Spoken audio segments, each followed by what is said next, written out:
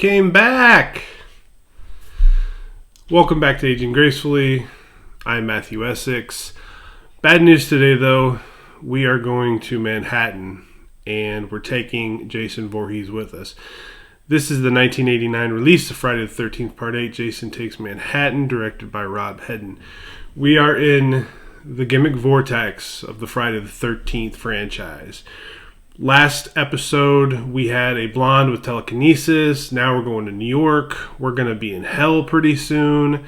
They're going to strap a rocket to Jason's ass and send him to space in one of these movies. And we're going to dissect the masked madman's dreams coming up very, very soon. But in this one, we're going to get right into it. Jason is still buried under the water due to the events of Friday the 13th, Part 7. Tina and her father have buried him under a wreckage, and that is where we find him. A couple of lovebirds are on a boat looking to get one another in a state of undress when their anchor on their boat clips a underwater power line that resurrects Jason, and he wakes up, goes right back to work. Two major pluses in this movie. The first of which being is the return of Kane Hodder as Jason Voorhees. He was so good in Part 7. And we get him back in Part 8. Major gripe with that, though, would have to be the difference in makeup. In Part 7, Jason comes out of Crystal Lake looking war-torn. I mean, he's still got that chain from Part 6 wrapped around his neck. This dude looks like he has been through some struggles in his life. And in Part 8... I mean, he's still scary. He's still Kane Hodder. He's still hulking and intimidating, and he's got his hockey mask, but he's covered in slime. And he stays that way the entire film. So, not really sure where the slime comes from, but it's a gripe. I mean, the makeup in Part 7 and Part 8, and automatically you probably get another point on this movie's review total because it's all downhill from there. Jason hitches a ride on a boat that's carrying a senior trip over to the Big Apple, and from that point, instead of going to camp cabin, he's going from boat cabin to boat cabin, and he's taking people out one at a time. Now, bad, and I feel like we can be honest with each other here when I say the cast sucks in this movie. There's a convoluted backstory for the final girl and some connection to Jason in the lake. The final girl's name is Rennie. And she's not a terrible actress. It's just a terribly written part.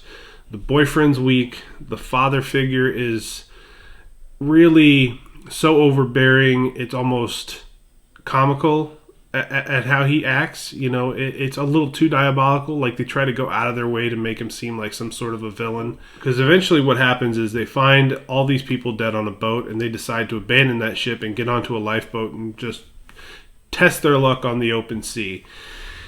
And Julius, after just seeing all these people having been killed, just lights up with excitement once he sees New York. Like, never mind all the murders you just left behind. Hey, at least we get to go sightseeing.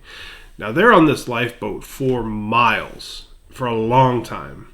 At least that's the way it feels in the film. And then when they get off the boat onto a boat dock and go start to walk through Manhattan, right behind them, on that same dock, climbs Jason Voorhees. Now, this guy drowned in the very, very beginning of this series before Part 1, I should say, and now all of a sudden he's super swimming after a boat miles to chase these guys. I mean, that's determination. There's 20 kills, and this is the epitome of high body count, low quality film. Julius gets his head punched off because he wants to box Jason on a rooftop in New York. I don't understand how Jason all of a sudden just found him in a phone booth trying to call for help, but Jason just out of the blue finds this guy, follows him up on top of a building, and Julius decides, if I'm going to go out, I'm going to go out swinging. Pops him a few times in the mask. I've always respected somebody that goes out in these horror movies like that, but it's really dumb. Like, I'm just going to run off. Like, this dude is massive, and he's got a hockey mask on. I'm not going to hit him with my fists. I'm just going to take off.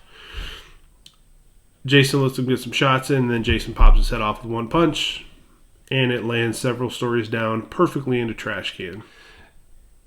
Ultimately, I give this movie a 2 out of 10. Clearly, it doesn't age gracefully. you should see it once so you can have a really good laugh. I think it's worth maybe trying to sit through. I've watched these movies, each of them at least 6 times, and this is the only one that I haven't seen that many times. I bet I've seen this 2 or 3 times, and I watched it once to go over it here, and it's just a rough watch. I mean, the ending is so strange. They're in a sewer, and all of a sudden there is a burst of toxic waste, and Jason turns into a kid, and it's a rough trip to the Big Apple for Mr. Voorhees. But for this one, that's it. That's all. I'll see you in New York or on the other side.